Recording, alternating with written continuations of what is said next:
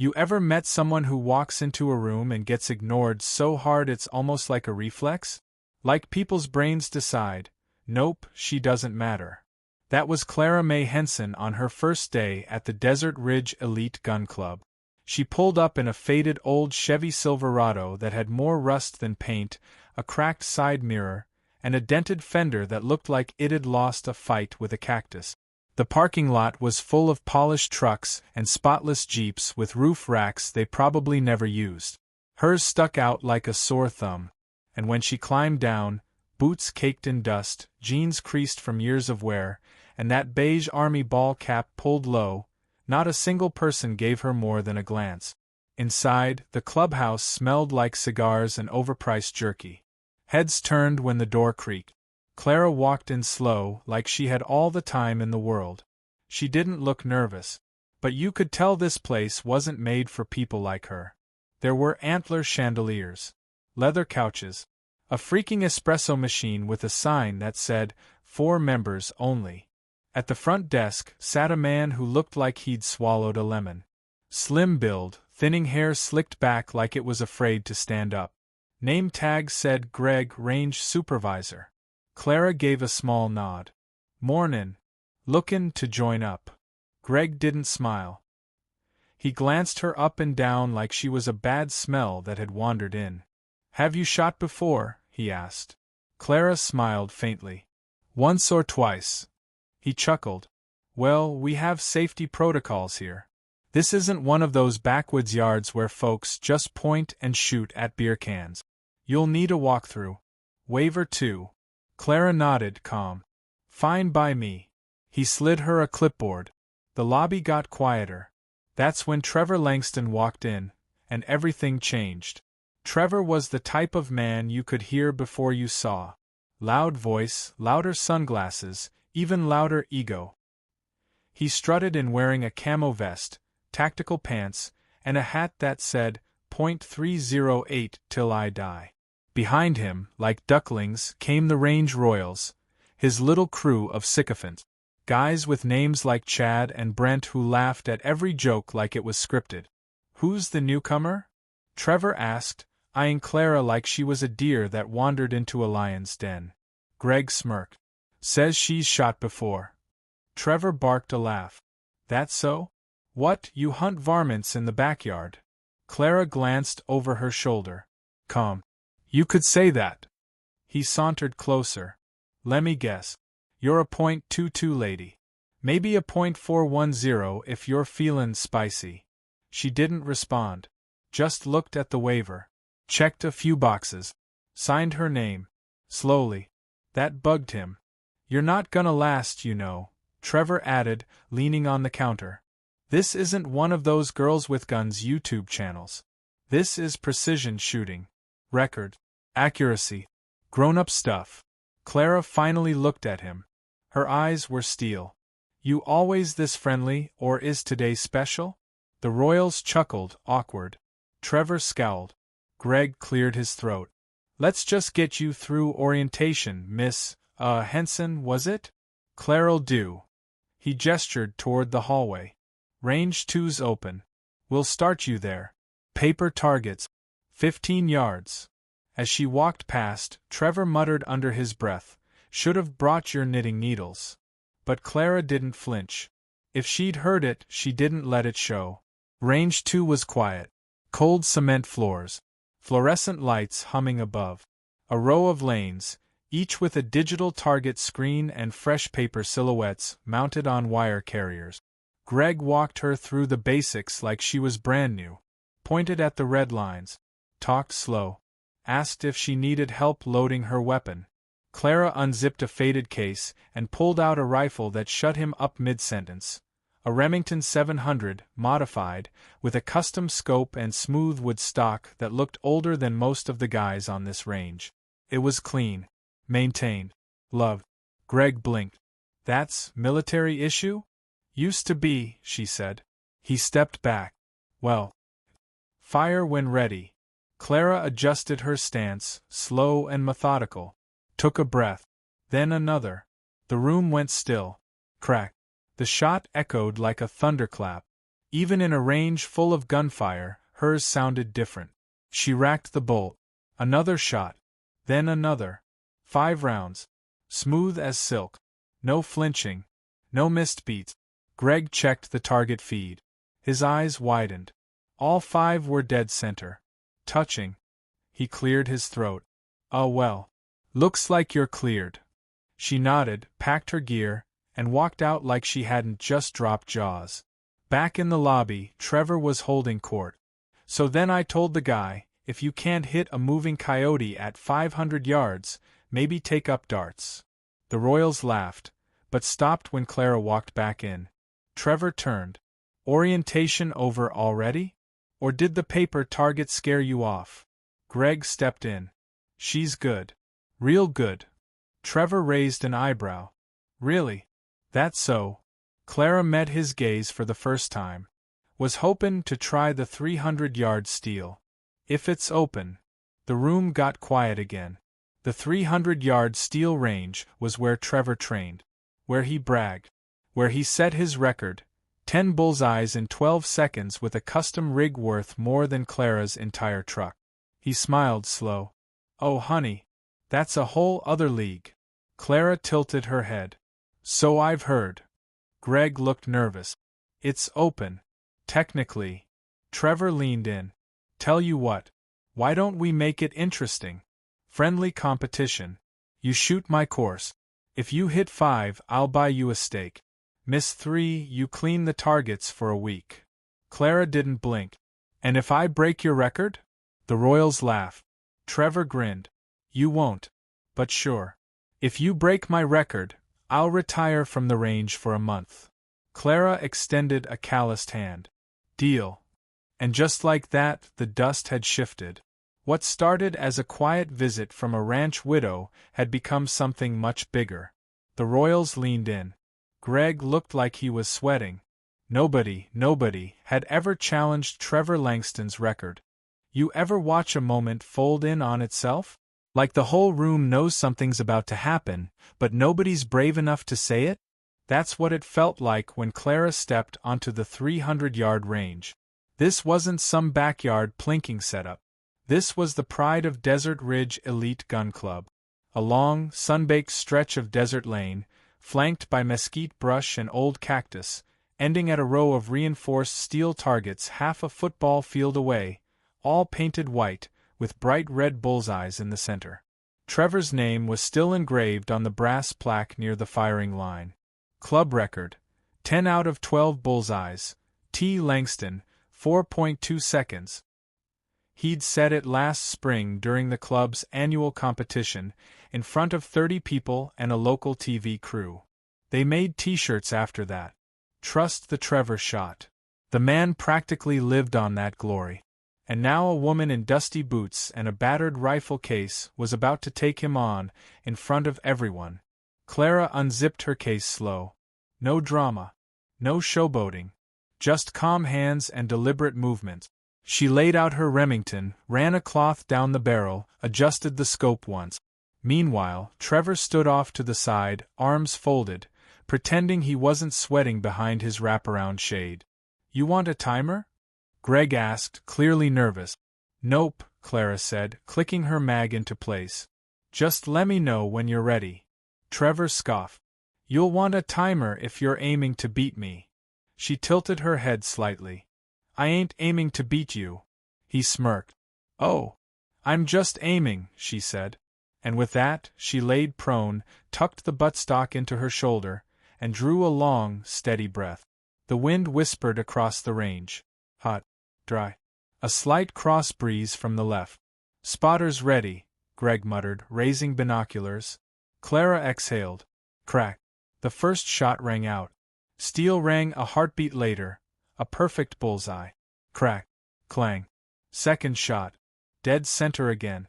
By now, the guys had stepped closer, muttering under their breath. Brent elbowed Chad. Chad whispered, Is she using a basic trigger? No mods." Crack. Clang. Third. Bullseye. Trevor shifted on his feet. He leaned toward Greg. "She can't keep that grouping up. No way." But then. Crack. Clang. Fourth. Steele sang again. Then a pause. Clara adjusted her cheek weld. You could see her lips moving. Maybe counting wind drift. Maybe praying. Maybe remembering. Crack. Clang. 5. Crack. Clang. 6. Crack. Clang. 7. Someone gasped. Even Greg lowered his binoculars. Holy crap, he whispered. She's 7 for 7. Trevor's jaw clenched. Wind must have dropped. She's getting lucky. But Clara wasn't moving like someone riding luck. She was smooth, controlled, methodical, like each shot was part of a quiet ritual she'd done 1,000 times. What nobody in that crowd knew, not yet, was that Clara wasn't just some ranch widow with a hobby. She was a retired Army staff sergeant. 2 tours in Afghanistan. 1 in Syria. She'd been a designated marksman with over 24 confirmed long-range neutralizations. She didn't brag about it. Didn't wear medals. But this was muscle memory. Crack. Clang. Trevor took off his sunglasses. For the first time, his eyes looked unsure. Crack. Clang. 9. And then the wind kicked up again, a gust this time, swirling just enough to nudge the barrel half a degree if you weren't paying attention. Clara adjusted. Crack. Clang. 10. Perfect 10. The silence afterward was deafening. Nobody breathed. Trevor stared at the feed, trying to find an excuse. That wasn't timed, he barked, his voice cracking slightly. You didn't beat my time. My record still stands. Clara stood, brushed dirt off her knees, and looked at Greg. How long? Greg glanced at the overhead screen. 3.9 seconds. Boom. That was it. Trevor looked like someone had just popped his air mattress with a pencil. His record, the one he framed, wore, and built his little kingdom on, was gone. And it wasn't beaten by a millionaire with a custom-built rifle or a Navy SEAL on leave. It was broken by a 62-year-old widow with creaky knees and a rifle older than most of the guys in the room. Greg, trying not to grin, cleared his throat. Ladies and gentlemen, looks like we have a new champion. Nobody clapped. Not yet. They were too stunned. Clara just nodded. Can I get that steak now? The Royals chuckled nervously. Chad actually clapped once before Trevor shot him a glare that could kill weeds. She must have cheated, Trevor said suddenly. That scope's illegal. I've seen military optics before. That one's got wind correction assist. Probably battery-powered. Greg stepped in. I inspected her gear. Everything's legal. Trevor's face darkened. Then she must have had help. Maybe a spotter.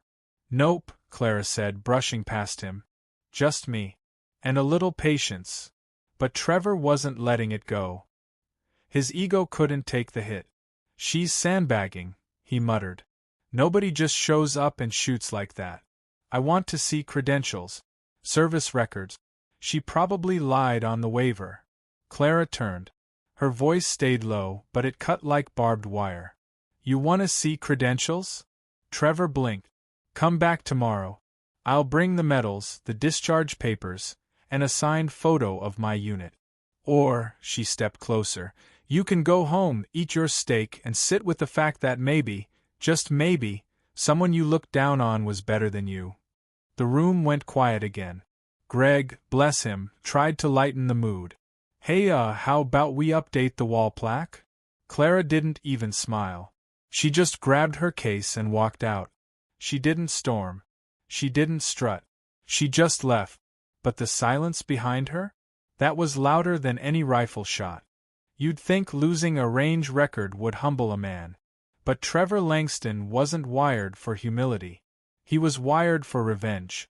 And now that a woman, a quiet, older, nobody of a woman, had stolen the only thing that made him relevant around here, he wasn't going to rest until he got it back. The day after Clara broke the record, Trevor showed up early. Real early. Before Greg. Before the coffee machine even heated up. He walked straight into the office, booted up the range cameras, and started scrubbing through footage. He wasn't looking for appreciation. He was looking for anything to claim Clara cheated. a malfunction, a scope mod, a range irregularity, even something dumb like a pebble on the firing line. But the feed showed what everyone already knew: she just shot better. Still, he wasn't giving up. By the time Greg arrived, Trevor was already writing an email to the board. Member Clara Henson bypassed standard club protocols by skipping the 30-day probation period for new shooters. Her equipment may not meet our club's legacy standards. There are rumors she was filming for a monetized content channel, which violates Section 7.2 of the member agreement. Greg read the draft over his shoulder and sighed. You really gonna go this route? Trevor didn't look up. She's not one of us. Greg frowned. She shot better than all of us. That's not the point. You saw what happened. Nobody's talked about anything else since she left. My group chat's full of clips. Brent's making memes. She made me a joke. Greg shrugged. Maybe let it go? Trevor's jaw clenched. Not a chance. Meanwhile, Clara wasn't even thinking about Trevor. She spent the next day on her land outside of Queen Creek, splitting firewood, feeding her goats, and fixing a busted water line with duct tape and quiet muttering. She hadn't touched her rifle since the shoot. To her, it was done. Just a fun challenge. One she figured would maybe earn her a bit of respect, or at least stop the smirks. But that's not how the range world worked. Because when she returned that Friday, she was stopped at the gate. A new sign had been taped to the front window of the clubhouse. Stop sign: all members must pass a legacy firearm inspection prior to advanced range access. Stop sign. Greg looked uncomfortable when she stepped up. Morning, Clara said. He scratched the back of his neck. Clara, there's been some updates. She raised an eyebrow. Like. He shifted in place. Trevor filed a complaint with the board. Says we let you skip safety verification, that your rifle's got suspicious mods, and that you violated the filming clause. Clara snorted. Filming? What? He think I'm TikTok famous now. Greg gave a sheepish shrug. She folded her arms. So what happens now? We have to inspect your rifle. Check for unauthorized optic. Oh, and you're temporarily barred from the 300-yard range. Clara looked him dead in the eyes. You serious? I don't like it either, he said.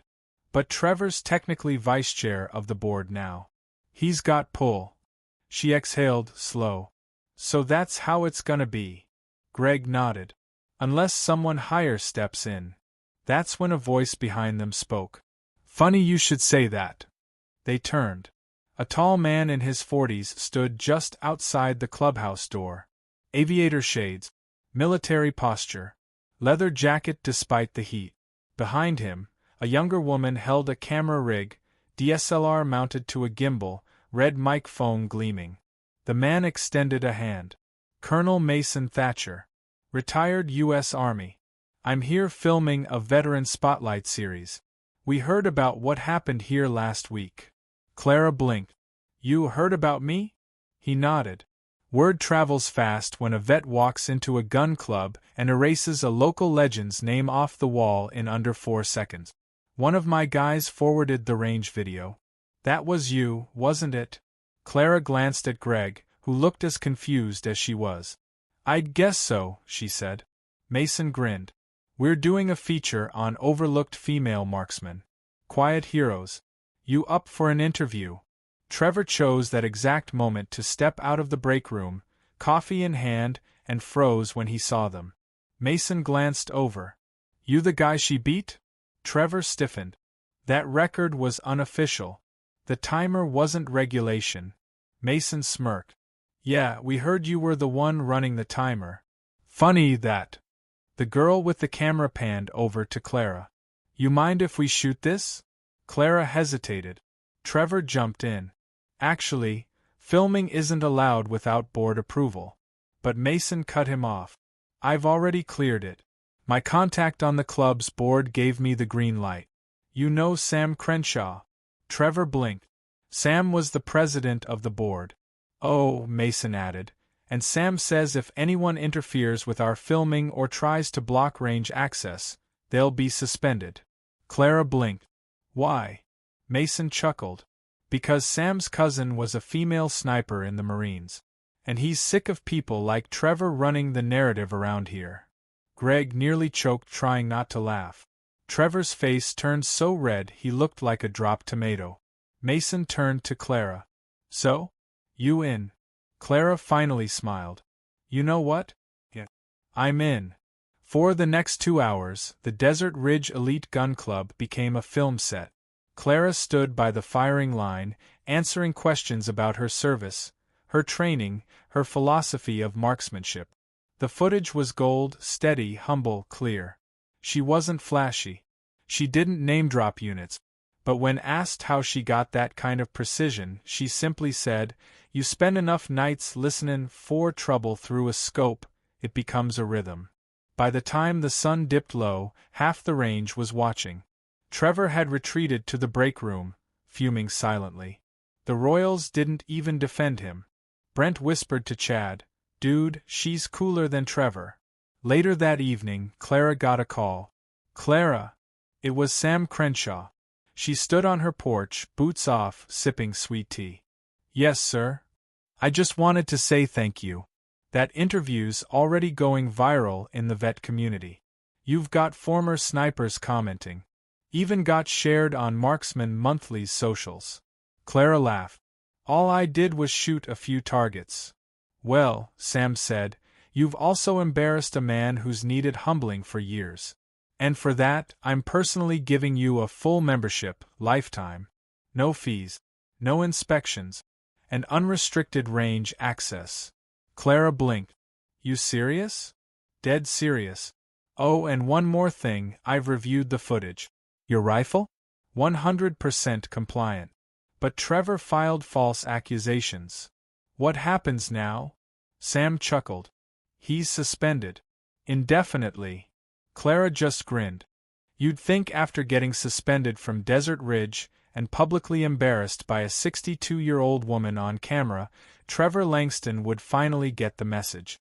But that man had pride so thick, it could have stopped a .50 cal.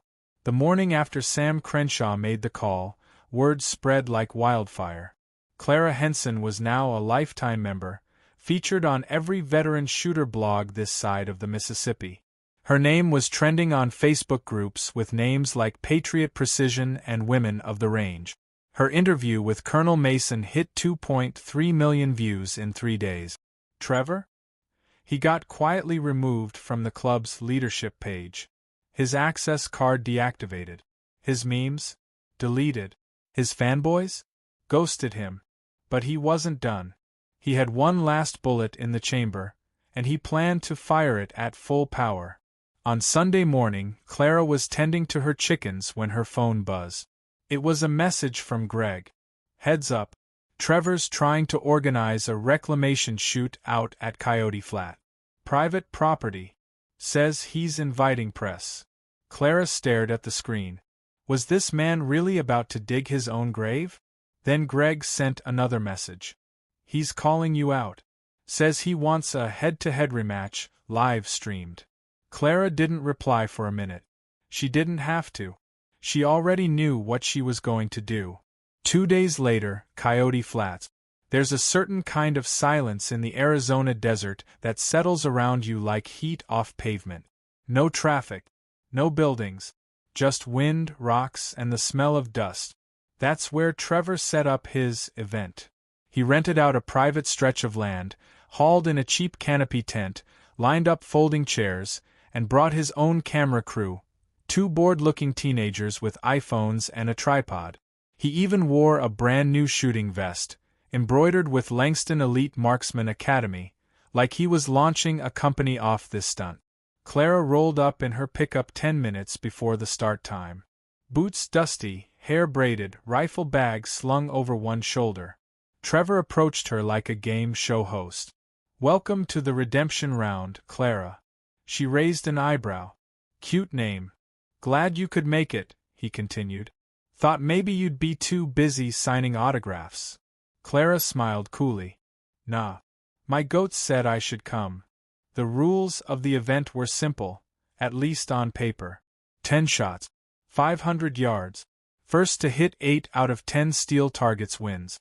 Trevor had rigged a ridiculous scoring system, probably assuming Clara would decline. She didn't. Ladies first, he said, gesturing to the firing line with mock chivalry. Clara took her place.